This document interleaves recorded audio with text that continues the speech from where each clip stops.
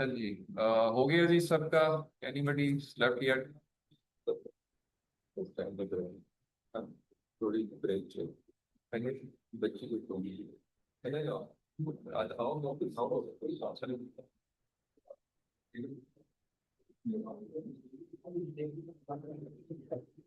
अच्छा जी, okay. So let's first ask the online participants के आपको मेरा पहला सवाल जो मेरा था जी, इम्पैक्ट फैक्टर जो है कैलकुलेट कैसे होता है वो हमने डिस्कस किया था। और उस पर थोड़ी सी बात और भी करते हैं, बट ये कि ये देता कौन है ये भी हमने क्लास में डिस्कस किया था और आपने फिर पढ़ा भी होगा। तो लेट्स आस्क जी सिकंदर साहब, आपने पढ़ा इस बारे में कि इम्पैक्ट फैक्टर देने वाली ऑर्गेनाइजेशन कौन सी है? जी सर, अस्सलाम वालेकुम। वालेकुम सलाम जी, बताइए। जी सर, मैंने इसको थोड़ा सा अभी रिसर्च किया है सर। गूगल के ऊपर देखा है सर। तो जो इम्पैक्ट फैक्टर है sir, it is given by, जो उसके ऊपर आ रहा था सर। डिटेल में तो नहीं देख सका, थोड़ा सा इंटरनेट भी ऑफ ऑन हो रहा था सर। उसमें जो जनरली लिखा हुआ था, क्लैरीवाइट का लिखा हुआ था सर, कि वो डिसाइड करता है सर इम्पैक्ट फैक्टर के ऊपर। ठीक है, चलें। क्लैरीवेट एनालिटिक्स का नाम हमने क्लास में भी डिस्कस किया था और कि ये देते हैं। बट क्लैरीवेट एनालिटिक्स को ये टास्किंग जो की हुई है वो वेब ऑफ साइंस ने की हुई है। It is the web of science performance parameter और फॉर द एक्रेडिटेड या कहें कि एक्नॉलेज्ड जर्नल्स। जर्नल्स और कॉन्फ्रेंसेस के बारे में हमने डिटेल बात कर चुके हैं कि क्या होते हैं, इनमें क्या फर्क होता है। उनमें जर्नल्स की जो क्वालिटी क्राइटेरिया के अंदर एक चीज है, इसका नाम है इम्पैक्ट फैक्टर। इम्पैक्ट फैक्टर जो है ये यहाँ पे भी इस वक्त वन बाय वन डिस्कस करते हैं, चलें। तो यहाँ पे अगर हम आ जाते हैं इम्पैक्ट फैक्टर के ऊपर। So impact factor is in fact, मैंने ये स्लाइड दिखाई भी थी कि the start was from the institute for scientific information, the first organisation who started giving the impact factor to research journals. यानी दुनिया में बेताशा चीजें पब्लिश हो रही हैं, हर चीज जो है वो पढ़ने के लायक नहीं होती है और ना ही क्वालिटी की होती है। तो अगर क्वालिटी के काबिल किसी चीज को बनाना होता है तो थर्ड पार्टी ऑडिटिंग की जाती है, थर्ड पार्टी वैलिडेशन रखी जाती है कि ऐसा बंदा जिसका जो कि बिल्कुल न्यूट्रल होकर सोचेगा कि ये 10 चीजें हैं, इनमें से कौन सी अच्छी है, कौन सी बुरी है, कौन सी एवरेज है। ठीक है, तो उस क्राइटेरिया की बेस के ऊपर दुनिया में एक ऑर्गेनाइजेशन डिफाइन की गई, इसका नाम था institute for scientific information. They started off with the impact factor for the very first time. इसलिए आज तक इम्पैक्ट फैक्टर को आईएसआई इम्पैक्ट फैक्टर कहा जाता है, based on the application of this organisation. बहुत ज्यादा कॉमन वर्ड है ये। इम्पैक्ट फैक्टर को सिर्फ इम्पैक्ट फैक्टर नहीं कहते, आईएसआई इम्पैक्ट फैक्टर कहते हैं। अब जब भी आप लिखेंगे तो आपको ऐसे नजर आएगा। उसकी वजह ये है कि हिस्टोरिकली ये पहली ऑर्गेनाइजेशन थी। It was shifted to Thomson Reuters later on, और लेटली ये अब ये टास्किंग जो है वो क्लैरीवेट एनालिटिक्स के पास है। मैंने आपको एक जर्नल का वेब पेज दिखाया था और मैंने उसमें आपको 2 ईयर 5 ईयर इम्पैक्ट फैक्टर के बारे में बताया था, उसकी डेफिनेशंस बताई थी कि impact factor in fact is division of your citations. it's a fraction of citations divided by the number of articles published in a journal in the preceding 2 years। यानी अगर आपने 2025 का इम्पैक्ट फैक्टर लेना है, जो कि पूरा साल गुजर चुका है, 26 शुरू हो चुका है, 26 का इम्पैक्ट फैक्टर में नहीं आ सकता क्योंकि 26 की साइटेशंस और दिसंबर में आके खत्म हो, जनवरी से शुरू हुई है, लोग साइटेशन दे रहे हैं और दिसंबर तक चलती रहेंगी। इसलिए 2026 का इम्पैक्ट फैक्टर अगले साल 2027 में आएगा, जो कि ये organisation after compilation of all data निकालेगी। और उसमें इसको 6 7 8 महीने लगते हैं, इसलिए हर साल जुलाई अगस्त जून जुलाई अगस्त के महीने में, depending upon their homework, they issue impact factor. कौन इशू करता है? क्लैरीवेट एनालिटिक्स वाले इशू करते हैं। और कैसे करते हैं? साइटेशंस काउंट करते हैं, जिस साल का इम्पैक्ट फैक्टर निकालना हो उस साल की साइटेशंस काउंट करते हैं, लेकिन उन आर्टिकल्स की जो उससे 2 साल पहले तक पब्लिश हुए हो। यानी 25 के इम्पैक्ट फैक्टर के लिए साइटेशंस 25 की ली जाएंगी, लेकिन आर्टिकल्स कंसिडर किए जाएंगे 23 24 के। ये 2 साल का इम्पैक्ट फैक्टर हो। अगर 5 साल के इम्पैक्ट फैक्टर में जाना है तो फिर आप 5 साल पे ले जाइए, 2019 20 21 22 23 24, 5 साल बनते हैं। तो ये क्लैरिटी होनी चाहिए। और इम्पैक्ट फैक्टर के ऊपर इन जर्नल्स के एडिटर्स की परफॉर्मेंस बहुत हद तक डिपेंड करती है। और इसको निकालने वाली ऑर्गेनाइजेशन जो है वो वेब ऑफ साइंस के नाम से है। ठीक है, वेब ऑफ साइंस का वेब पेज खोल के देखते हैं। ठीक है, बट बिफोर दैट थोड़ा सा ये जो मैंने आपको बताया कि जो इम्पैक्ट फैक्टर है ये आता कैसे है, ये हर साल एक जर्नल साइटेशन रिपोर्ट आती है, जेसीआर आती है। जेसीआर आती है और जेसीआर वेब ऑफ साइंस पब्लिश करता है थ्रू क्लैरिवेट एनालिटिक्स। और ये इसके अलावा एक मास्टर जर्नल लिस्ट भी इंक्लूड करते हैं, शो करते हैं। जब किसी जर्नल ने अपने आप को रजिस्टर करना होता है, इंडेक्स करना होता है इम्पैक्ट फैक्टर के लिए, तो वो सारे लवाजमात पूरे करके इस ऑर्गेनाइजेशन को अप्रोच करता है और अपने आप को इंडेक्स करा लेता है कि जी मैं आपकी मिनिमम क्राइटेरिया पूरा करता हूँ, मेरे इतने रिव्यूअर्स हैं, इतने एडिटर्स हैं, इतना ही मेरे पास पेपर्स आ रहे हैं, मेरा रिव्यू प्रोसेस ये है, मेरी फंडिंग सोर्स ये है, so for so on। यानी they will be having a quality check marker sheet जो कि वो टिक करके वेब ऑफ साइंस को सबमिट करेंगे। और web of science after evaluation अगर वो समझती है कि जी ये जर्नल जो है, जो कि मिस्टर कलीम ने for example as a CEO CTO whatever आपकी कोई ऑर्गेनाइजेशन है, आपने उसके अंदर ये शुरू किया है, तो ये मिनिमल थ्रेशोल्ड पूरा करता है, लेट्स इंडेक्स इट। जब वो आपको पहली दफा इंडेक्स कर लेंगे तो आपका नाम मास्टर जनरल लिस्ट में आ जाएगा, एमजेएल कहते हैं उसको, कि जी आप जर्नल्स के अंदर मास्टर जनरल लिस्ट में आ गए। दुनिया में बेताशा जर्नल्स है, लाखों जर्नल्स पब्लिश हो रहे हैं, अपने आप को जर्नल्स कहते हैं, लेकिन उनका क्वालिटी स्टैंडर्ड बहुत लो होता है। अगर उन्होंने अब करना हो तो वो जाते हैं वेब ऑफ साइंस में और अपने आप को रजिस्टर करते हैं और आपका नाम आ जाता है एमजेएल के अंदर। लेट मी सी दैट, हम उसको वेब पेज पे देखते भी हैं।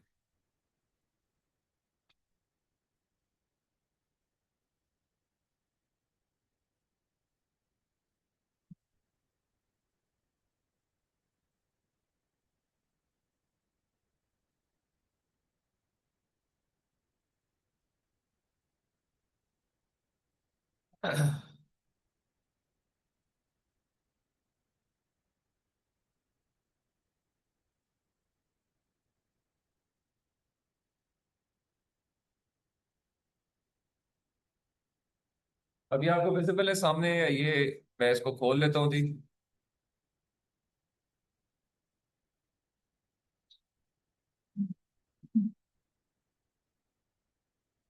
आई होप ये ऑनलाइन भी विजिबल है।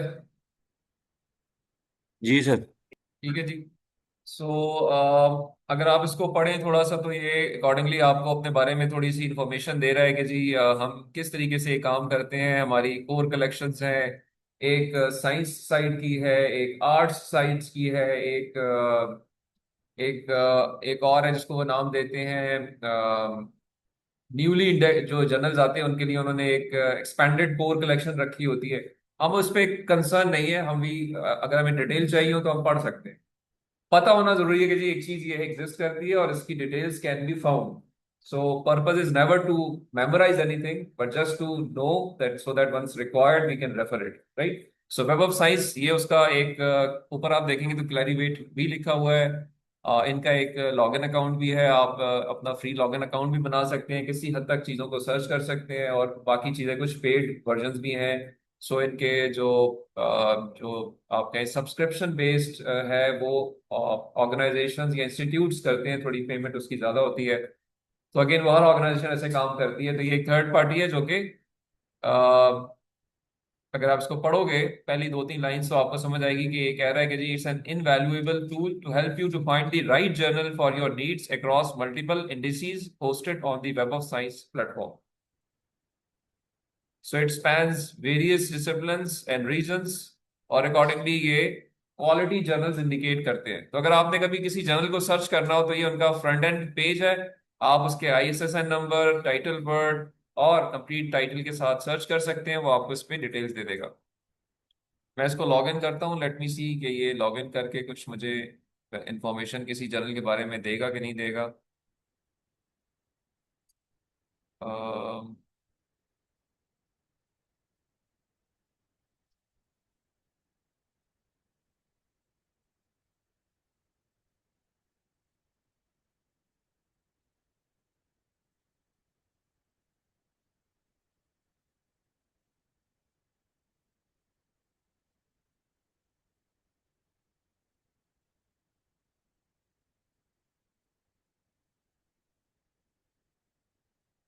अच्छा जी, इसने मुझे लॉगिन कर लिया है। अब मैं इसमें से अ, इसकी एक पहले।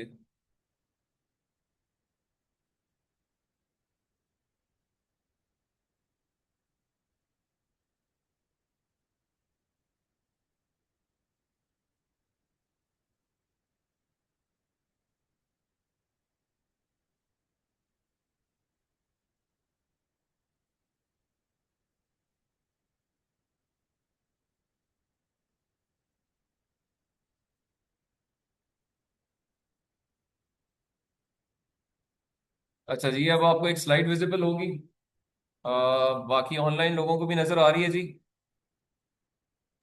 जी सर। जी सर। ओके। अच्छा नजर जी, आ रही इसका अगर आप गो थ्रू करते हैं तो it it gives you some information. It tells you the Web of Science, formerly Thomson Reuters, currently Clarivate Analytics, and also formerly known as ISI Web of Knowledge. ये सारे नाम एक ही सिमिलर सेटअप के हैं. It is a research platform which gives access to a curated collection of over 21,000. ये list जो है वो अपडेट होती रहती है. अब ये 21,000 से नंबर बढ़ चुका होगा. आपने भी लेटली सर्च किया होगा तो आपको एक नया नंबर नजर आया होगा. High quality scholarly journals published worldwide. Web of Science is one of the world's most renowned publisher independent global citation database, right? So it's a third party जो कि journals की citations को collect कर रहे हैं. It covers research journals, books, conference proceedings from various fields, जिसमें इन्होंने ये मेंशन की हुई है बहुत सारी. So again एक जनरल आइडिया आपको हो गया कि जी ये क्या लोग हैं, क्यों है और क्या मकसद है. और इनका जो सबसे इंपॉर्टेंट टूल है जो कि बहुत अरसे से एग्जिस्ट कर रहा है वो इम्पैक्ट फैक्टर है, राइट? अब मैं इनके वेब पेज पे दोबारा चला जाता हूँ. ये अगर आपको इसकी क्लैरिटी आ गई हो.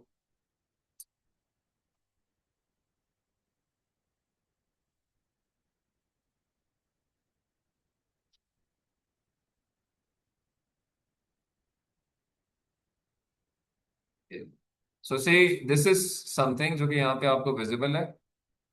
मैंने आपसे कहा था कि जी पहला स्टेज जो होती है वो मास्टर जर्नल लिस्ट होती है. यानी ये दो स्टेजेस में साइटेशंस को रिकॉर्ड करके अनाउंस करते हैं. पहली स्टेज में आपने अपने आप को अनाउंस करना होता है कि मैं एग्जिस्ट करता हूं, तो आप इनके पास जाएंगे. It's an active process and you will register with them after fulfilling some of the criteria. So now once you are registered, you will be given some index numbers, some extra something, and you will be included in the master journal list. That journal would be included in the master journal list, MJL. So ये पहला condition होती है quality की. Impact factor जो है वो 3 साल के बाद पहला इम्पैक्ट फैक्टर मिलता है, क्योंकि आप 3 साल तक पब्लिश करते हैं, साइटेशन आती हैं, और वो जो प्रोसेस है कि 2 साल के पिछले पेपर्स तीसरे साल में साइट हुए, कैलकुलेट किया, और आपका इम्पैक्ट फैक्टर पहली दफा अनाउंस हो जाता है आफ्टर 3 years. सो आप जे से अब जिन जर्नल्स में आप पढ़ रहे हैं, और what our job is that we must go and see the journal is included in Web of Science or not. So whatever papers you are reading, उनके जर्नल टाइटल्स को आपको जाके चेक करना चाहिए कि is it web of science authorised journal, yes, no. So अगर से मैं आपसे पूछूं, आपने अभी पेपर्स पढ़े हैं, give me any title from various disciplines. Let's first start with the civil engineering. जी, अली रजा, कोई नाम लें आप अपने. आपके पास अपना कुछ ना कुछ होगा ना.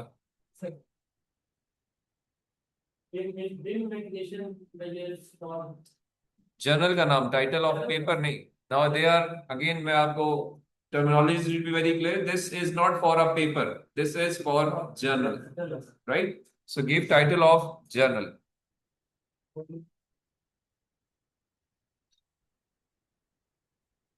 चले, let me open one of your presentation, या किसी की एक प्रेजेंटेशन जो आपने मुझे as a mid term exam mail की थी, मैं वो खोल लेता हूँ.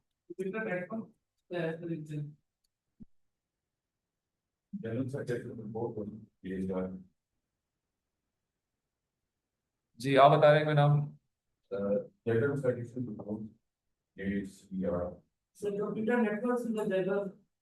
जी जी, बिल्कुल ठीक है. कंप्यूटर नेटवर्क्स तो खैर अब आपका उससे ताल्लुक नहीं ना. मैं सिविल इंजीनियरिंग का जनरल पूछ रहा हूँ. फिर कल आप कहेंगे जी मुझे सिविल इंजीनियरिंग की तो कोई चीज़ पढ़ाई नहीं है.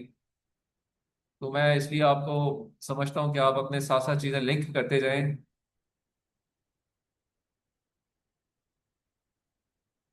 क्योंकि रिसर्च में ऐसी कोई चीज़ नहीं होती. जी, टेक एनी नेम.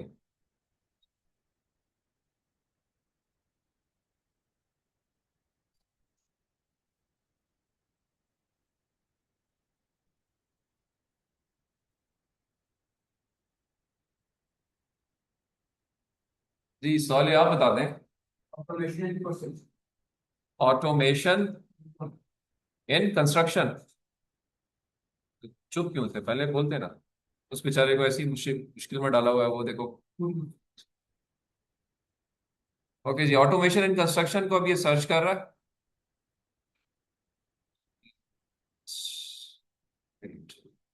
तो जब इसको आप सर्च करते हैं तो ये आपको दे रहा है जी कि ये देखें यहाँ पर जर्नल का नाम इसने शो किया, एग्जैक्ट मैच फाउंड। इसका पब्लिशर इसने मेंशन किया है, आईएसएसएन और ई आईएसएसएन नंबर। और उसकी जो कोर कलेक्शन है वेब ऑफ साइंस की वो मेंशन की है कि ये साइंस साइटेशन इंडेक्स एक्सपेंडेड के अंदर है। ठीक है। Detail of what is science citation index expanded, again go and explore it. I would suggest कि जरा एक्सप्लोर करें कि ये साइंस साइटेशन इंडेक्स एक्सपेंडेड क्या चीज है। Web of science core collection से मुराद ये कि वेब ऑफ साइंस एक साइटेशन डेटाबेस है। तो उन्होंने कुछ सेटअप्स बनाए हैं, कुछ समझे कि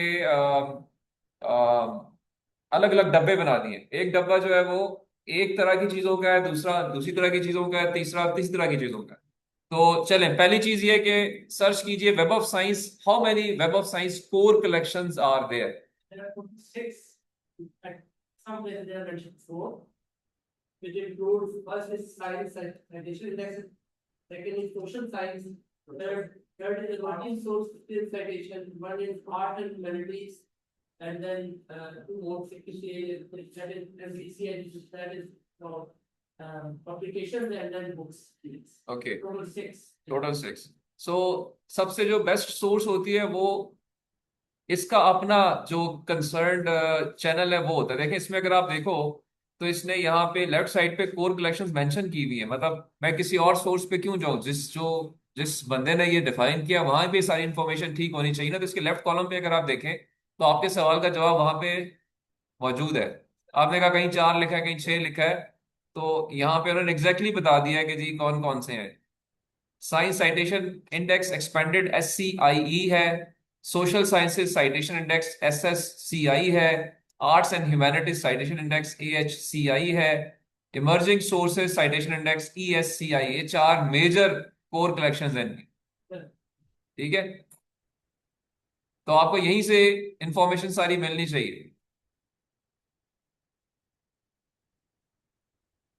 ठीक है जी, बाकी इन्होंने उसके फर्दर सब हेड्स भी बनाए हुए हैं क्योंकि इनके अंदर जो है जो साइंस की बात करते हैं तो साइंस में एग्रीकल्चरल साइंस भी है, बायोलॉजिकल साइंस भी है, इंजीनियरिंग साइंस भी है। ये सारे अंदर सब हेड्स हैं, सब हेड्स हैं, बट कोर कलेक्शंस ये हैं।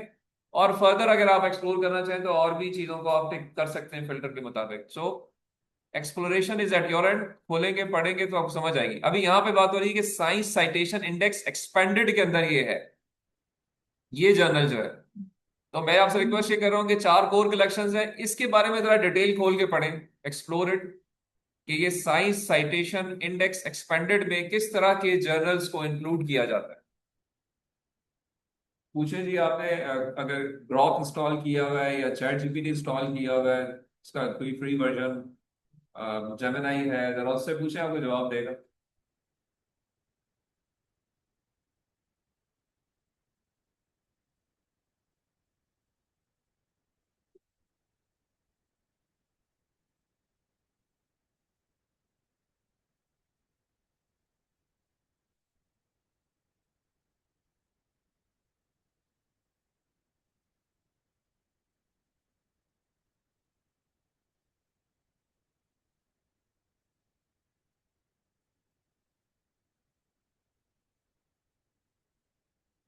ये बड़ी एक फेमस कोट है कन्फ्यूशियस की, पढ़ी होगी आपने। क्या कहती है ये?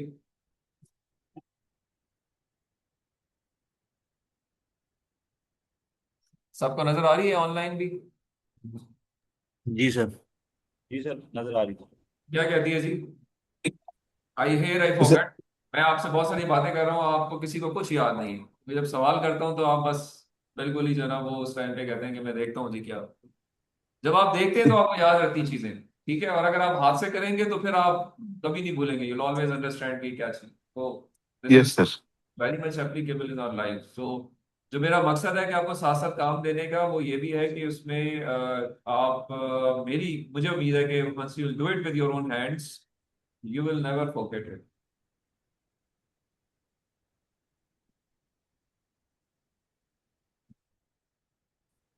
ठीक है आतिफ? ठीक है, समझ आ रही है बात? तुम डर ही गए हो यार, बात ही कोई नहीं करते अब। 2 क्लासेस से कोई बात नहीं कर रहे थे, खामोश हो।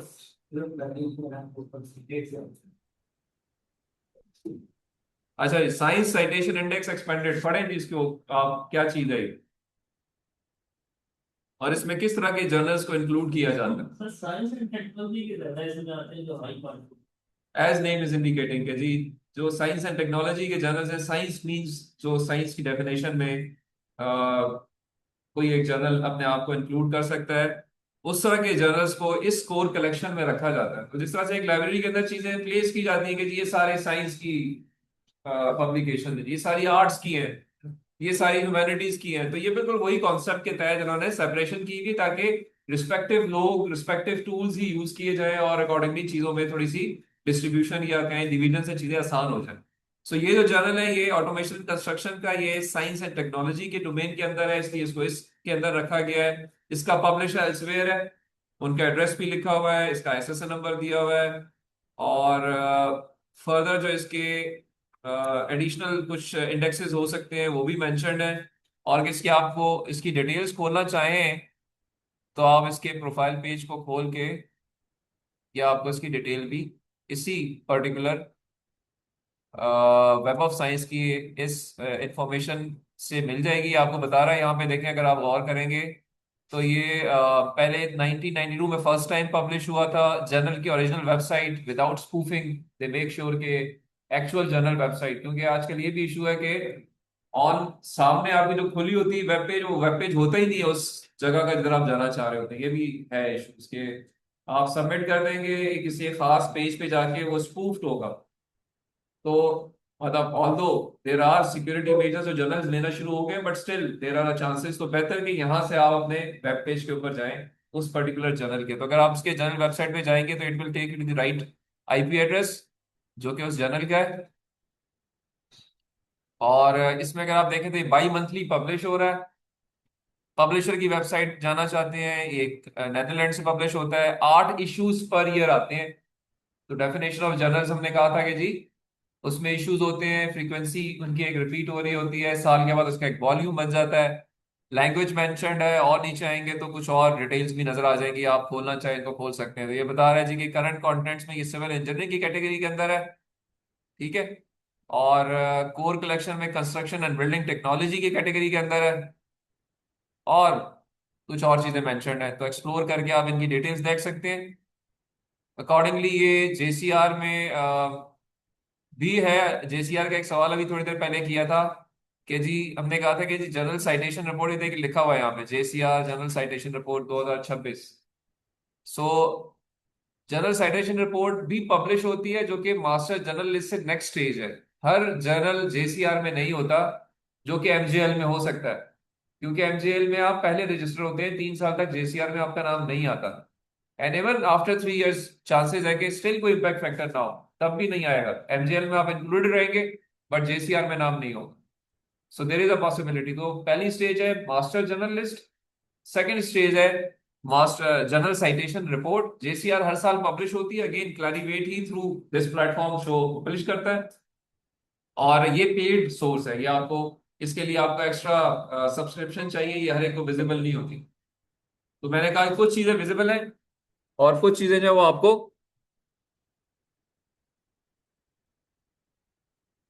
जी अस्सलाम वालेकुम।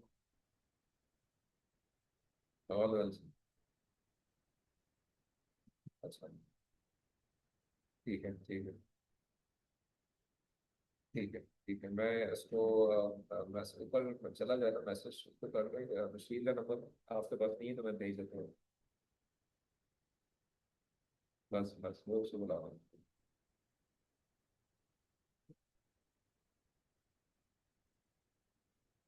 अच्छा जी, ओके, सो सॉरी, मैं ये कह रहा था कि जेसीआर जो है ये सब्सक्रिप्शन बेस्ड है, और कुछ उसकी डिटेल्स भी यहाँ पे इन्होंने मेंशन की हुई है, आप खोलना चाहें तो खोल के देख सकते हैं। बाकी इन्होंने बताया हुआ है कुछ और भी, एज पर योर कंफर्ट आप उसको बता सकते हैं। So this is how this particular platform works. Again ये एक साइटेशन इंडेक्स डेटाबेस है। इनका मेजर काम इम्पैक्ट फैक्टर देना है। इनका जो प्राइमरी पैरामीटर है वो इम्पैक्ट फैक्टर है, बट उसके अलावा जब जेसीआर खोल के देखेंगे तो उसमें कुछ और चीजें भी नजर आएगी, बट उसमें से सबसे इंपॉर्टेंट पैरामीटर है वो इम्पैक्ट फैक्टर का होगा। But this is how we go about the web of science, which is in fact managed by Clarivate Analytics, recently Thomson Reuters, previously and ISI उससे पहले। जी कोई क्वेश्चन आप बताओ। सर जो एक जर्नल है वो उसकी जैसी बात होती है तो स्टिल एफडीएल में रहेगा। जी जी, एमसीएल तो देखिए एक प्राइमरी लिस्ट है ना, वो तो पहले ही, अब ये सर ये जर्नल है आपका क्वेश्चन, अगर मैं यहीं से जवाब दूं कि हमने अभी जो देखा कि जी ये जर्नल था जिसका वेब पेज भी यहाँ खुल गया। ये उन्होंने अपने मैं यहाँ पे इसका नाम नाम क्या है जी आपके जर्नल का? Automation and construction.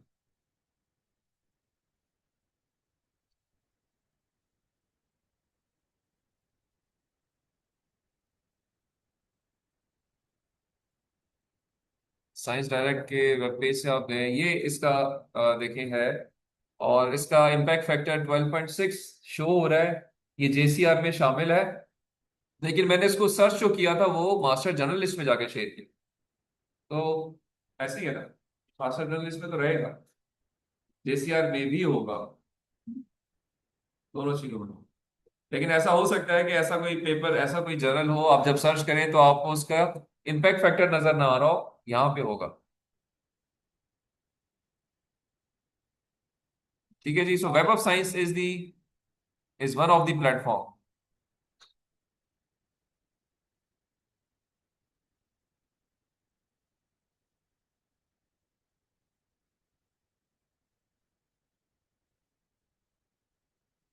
ये हम क्यों पढ़ रहे हैं? ये हम इस पर्सपेक्टिव से पढ़ रहे हैं कि रीडिंग वाला जो आपका कॉलम है जिसमें आपने रिसर्च पेपर्स पढ़ने हैं शॉर्ट लिस्ट करके, वो इस बुनियाद पे पढ़ने चाहिए कि वो किसी जगह से वेटेड है, रिकग्नाइज्ड है, किसी ऐसे जर्नल में है जो कि जर्नल किसी अच्छी जगह से ऑथेंटिकेट हुआ हुआ है। तो ये ऑथेंटिकेशन प्लेटफॉर्म है, तो ये पहला प्लेटफॉर्म है। और इससे बड़ा प्लेटफॉर्म जो है जो कि ज्यादा हिस्टोरिकली एग्जिस्ट करता है, आपने भी पढ़ा भी है थोड़ा सा, that is called Scopus. So it is one of the largest abstracts and citation database for academic literature। और यहाँ तकरीबन double the number of journals हैं जो कि वेब ऑफ साइंस में होते हैं। और अगेन कॉन्फ्रेंसेस भी अपने आप को इनके पास इंडेक्स कराती हैं, कॉन्फ्रेंस की अपनी प्रोसीडिंग्स भी इंडेक्स होती हैं, और ये जर्नल्स को भी करते हैं। और जो हमारा सेकंड क्वेश्चन था S J are stand for Scopus journal rank. S J are stand for Scopus journal rank. तो स्कोपस जो है वो एस जे आर देता है। SJR is similar to impact factor, but it's not an impact factor. And the formula is never mentioned, explained. अगर आप अभी पढ़ोगे तो आपको वो एक आइडिया देगा कि हो सकता है कि वो, but the Scopus mathematical people, mathematics people या इनके जो ऑर्गेनाइजर्स हैं या जो इनके स्ट्रक्चर के अंदर लोग हैं, they have never given the exact details कि ये SJR हम कैसे कैलकुलेट करते हैं। But SJR is their parameter. और अगर आप स्कोपस के वेब पेज पे जाएंगे, which again you can make a you can make your account।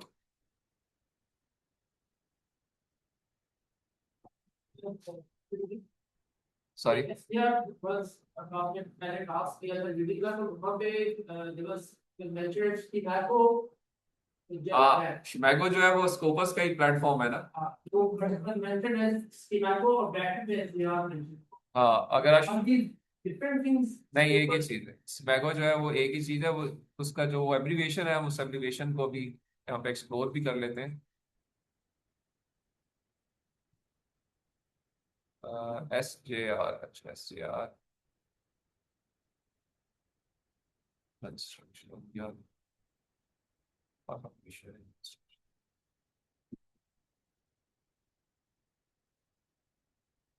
ये देखें SCIM, मतलब एब्रीविएशन में लिखा हुआ है।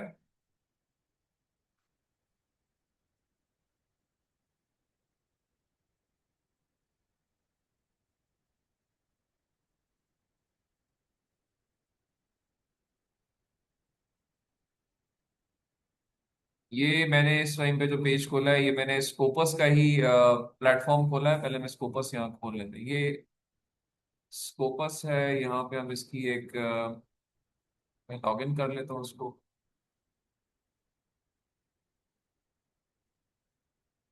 You can make your free login, और आई सजेस्ट कि एक अपना लॉगिन बनाएं ताकि आपको कुछ एक्स्ट्रा रिसोर्सेज नजर आ जाएंगी।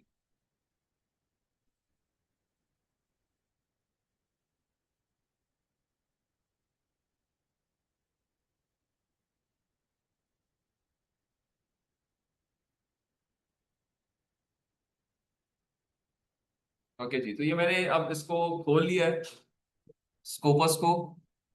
और अब यहाँ पे मुझे एक इनका प्लेटफॉर्म जो है उसमें कुछ नजर आ रहा है कि टोटल इनके पास जो इस वक्त इंडेक्स्ड रिजल्ट्स है वो अराउंड 50,000 के करीब है। और इसमें अगर आप देखें तो लेफ्ट साइड पे एक फिल्टर गिवन है जिसमें आप डिस्प्ले ऑप्शंस के मुताबिक अपने कंसर्न जर्नल्स ऑब्लिक कॉन्फ्रेंसेस को डिस्प्ले करा सकते हैं। फॉर एग्जांपल मैंने कॉन्फ्रेंस प्रोसीडिंग्स को डिस्प्ले करना है, तो ये मुझे सिर्फ कॉन्फ्रेंस प्रोसीडिंग्स शो करेगा जो इनके पास इंडेक्स्ड हैं, जो कि अगेन 1032 के करीब है। जो कॉन्फ्रेंसेस दुनिया में हो रही है वो रेगुलर अफेयर है ना, तो अपने आप को इंडेक्स करते हैं उनके ऑर्गेनाइजर्स। तो यहाँ पे आप नजर देखें, proceedings of the IEEE computer society conference on computer vision and pattern recognition, it is considered as the top notch conference overall Scopus के रिकॉर्ड इनके क्राइटेरिया के मुताबिक। तो उसकी डिटेल्स यहाँ लिखी हुई है कि इनको साइटेशंस कितनी मिली है, इनके पेपर्स कितने पब्लिश हुए हैं, परसेंटेज साइटेशन कितनी है, etcetera etcetera. You can just scroll it and read it. इसका पब्लिशर भी मेंशन्ड है कि किसने इसको पब्लिश किया है, SJR, इन्होंने इसका भी निकाला हुआ है, SNIP के नाम से एक पैरामीटर भी। So there are number of parameters which these organizations go and compute and the definitions can be explored कि क्या चीज है, कैसे निकलती है। बट इनका जो प्राइमरी पैरामीटर है वो SJR के नाम से, ठीक है। आप उसको श्मैगो जनरल रैंक भी कह सकते हैं, स्कोपस जनरल रैंक भी कह सकते हैं, वो सॉर्ट ऑफ सिमिलर, इनका एक ही नाम, एक ही चीज है। सो ये देखें, ACM की कुछ कॉन्फ्रेंसेज हैं, IEEE की कॉन्फ्रेंसेज हैं, ACL की एक कॉन्फ्रेंस नजर आ रही है, एल्सवेयर की अपनी कॉन्फ्रेंस भी एक है मटेरियल टुडेज के नाम से, ठीक है। ये material today I am sure civil engineering की कॉन्फ्रेंस होगी। आप उसकी डिटेल भी खोल सकते हैं यहाँ से चाहेंगे जी ये क्या चीज़ है। और नाउ मैदान आपका है जी, इसमें जो आप देखना चाहें, पढ़ना चाहें, एक्सप्लोर करना चाहें, पढ़ सकते हैं। तो डिटेल्स आर देयर। और से अगर मैं इसमें से चला जाता हूँ कॉन्फ्रेंस प्रोसीडिंग छोड़ के फॉर एग्जाम्पल से जर्नल्स के ऊपर, और इसको डिलीट कर देता हूँ, मतलब इसको खत्म कर देता हूँ, तो 45,000 जर्नल्स इनके पास इंडेक्स्ड हैं। और उनमें भी इन्होंने कैटेगरी वाइज जो इनके रैंकिंग है उसमें पहला जर्नल जो है वो कैंसर जर्नल फॉर क्लिनिशियंस के नाम से है, और फिर नीचे सब्सिक्वेंटली बाकी जर्नल्स के नाम है। और अगेन अगर आप राइट साइड पे देखो तो साइट स्कोर एक पैरामीटर है, क्या है, एक्सप्लेन। इसको आप पढ़ सकते हैं कि साइट स्कोर को आप टाइप करें, पूछे कि साइट स्कोर क्या होता है। मैं अब इनकी डिटेल में नहीं जा रहा हूँ, छोटी छोटी बहुत सारी चीजें। तो प्राइमरी पैरामीटर जो है वो इनका SJR है, बाकी और भी मल्टीपल चीजें जो कैलकुलेट कर सकते हैं वो आप अपने एंड पे एक्सप्लोर करें, समझें। पेपर में आ सकता है because this is now common sense things जो कि आप एक्सप्लोर करके पढ़ के लिख सकते हैं कि ये क्या चीज है जो है। तो साइट स्कोर को पढ़ें, खुद पढ़ें, देखें क्या चीज है। कुछ परसेंटाइल का मेंशन है। परसेंटाइल क्या चीज होती है, अगर आपने स्टैटिस्टिक्स पढ़ी हो सबने, जो कि मेरे ख्याल में सबने पढ़ी हुई है, तो परसेंटाइल कुछ याद है क्या चीज होती है? क्योंकि अब मैं इसे रिलेट करूंगा क्वार्टाइल्स को। आपने भी एग्जाम भी दिए हैं, गैट के एग्जाम दिए होंगे, इसमें आपका परसेंटाइल आता है ना कि जी ये आपका 80 परसेंटाइल है, 86 परसेंटाइल है, 60 परसेंटाइल है। तो स्टैटिस्टिक्स में आप जब पढ़ते हैं तो आप डाटे को ड्रॉ करते हैं, इसको हम कहते हैं फ्रीक्वेंसी डिस्ट्रीब्यूशन के। एक वक्त में जितना लोग हैं उनको आप प्लॉट कर देते हैं। क्योंकि आपने देखा होगा कि एक साल एक दफा एग्जाम में आप 60 परसेंटाइल में होते हैं, आपके नंबर टोटल नंबर होते हैं 100, यानी 110 में से 100 फॉर एग्जाम्पल, या 100 में से 90 नंबर होते हैं, परसेंटाइल आपका 60 होता है, ठीक है। दूसरी दफा 100 में से 90 नंबर होते हैं, परसेंटाइल 99 हो सकता है। तो ये कभी सोचा कि ऐसा क्यों हो सकता होता है? मैंने जो एग्जाम्पल दी है कुछ समझ आ रही है? 100 में से 90 नंबर है, एक दफा एक साल में आपने पेपर दिया, 100 में से 90 नंबर आए, आपका परसेंटाइल 60 आया। दोबारा पेपर दिया, फिर 100 में से 90 नंबर आए, परसेंटाइल 99 आ गया। क्या मतलब हुआ? But there में 60% जो स्टूडेंट्स हैं वो आपसे बिलो है, सेकंड वाले में 9%। Exactly exactly. क्योंकि हर साल जो सैंपल है वो डिफरेंट है, मुख्तलिफ लोग अपीयर हुए हैं, उनके मार्क्स मुख्तलिफ आए हैं। जब उनको प्लॉट करेंगे तो परसेंटाइल में आप कहीं भी फॉल कर सकते हैं, क्योंकि आपने 100 खाने बनाने हैं। परसेंटाइल मीन 100 खाने, उसमें से आप किस खाने में है वो आपका परसेंटाइल है। अगर आप 99%, 99 वाले खाने में, 99 से 100 वाले खाने में है, जिसमें हो सकता है 10 लोग हो, सब के सब 99 परसेंटाइल में हो, और बाकी सारे लोग उससे पीछे होंगे। 60 में है तो आपसे 40% लोग आगे हैं अभी। तो ये अंडरस्टैंडिंग होनी चाहिए। तो ये बता रहा है कि जी इसका हाईएस्ट परसेंटाइल, यानी जितने जर्नल जिनके पास इंडेक्स हैं 45,000, जब उन सबको प्लॉट किया जाता है, और प्लॉट किया जाता है on the basis of their numbers as STR, उनका एसटीआर होता है, उसकी बेस पे एक हाईएस्ट एसटीआर होगा, एक लोएस्ट एसटीआर होगा। तो जर्नल्स प्लॉट हो जाएंगे, लोएस्ट वाला लेफ्ट साइड पे, हाईएस्ट वाला राइट साइड पे, और फिर लाइंस ड्रॉ हो जाएंगी। जब लाइंस ड्रॉ होंगी तो जो राइट पोस्ट होंगे वो हायर परसेंटाइल साइड में होंगे, जो लोअर साइड लेफ्ट साइड में होंगे वो लोअर परसेंटाइल में होंगे। तो 1 से लेके 99 तक आप कहीं भी फॉल कर सकते हैं, आप इनके साथ इंडेक्स हैं, बट कहीं भी फॉल कर सकते हैं। तो बेस्ड अपॉन के परसेंटाइल में जर्नल्स को रैंक करें, ये क्वार्टाइल्स में रैंक करते हैं कि ये 25-25% के 4 खाने बना देते हैं। तो आप Q1 में अगर हैं तो आप 75 से 100 वाले के अंदर कवर हो रहे हैं। अगर आप Q2 में हैं तो 50 से 75% वाले में आ रहे हैं। अगर आप Q3 में हैं तो